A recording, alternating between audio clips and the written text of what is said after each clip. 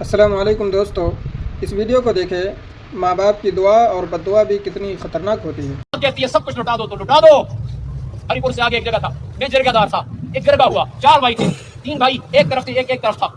3 بھائیوں نے کہا ہمیں جائیداد دو، یہ دو وہ دو، فیصلہ نہیں ہو پا رہا تھا۔ رات 10:30 ہوئے، ماں آ کے بیٹھ گئی، وہ ایک ہی نے کمایا تھا سارا کچھ، 3 قابض ہونا چاہتے تھے، فیصلہ اسی کے حق میں تھا۔ ماں نے کہا بیٹا مجھے خوش کرتے ہو، ان کو دے دو۔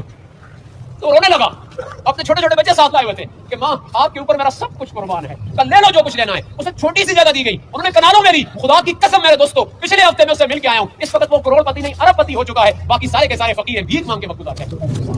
دنیا میں دیکھو گے یہ ہو نہیں سکتا کہ ماں باپ کی دعا آسمان سے رد ہو۔ تین دعائیں کبھی رد نہیں ہوتی، وہ اللہ کے عرش کو چیر کے پہنچتی ہیں۔ ایک غائب کے لیے دعا اللہ کے عرش کو چیر کے پہنچتی ہے، ایک مظلوم کی ظالم کے لیے بددعا وہ اللہ کے عرش کو چیر کے پہنچتی ہے، اور ظالم کے لیے وہ بددعا ضرور قبول ہوتی ہے، اور ایک باپ کی بیٹے کے لیے دعا اور بددعا وہ اللہ کے عرش کو چیر کے پہنچتی ہے اور تڑپتی رہتی ہے جب تک کہ قبول نہ ہو جائے۔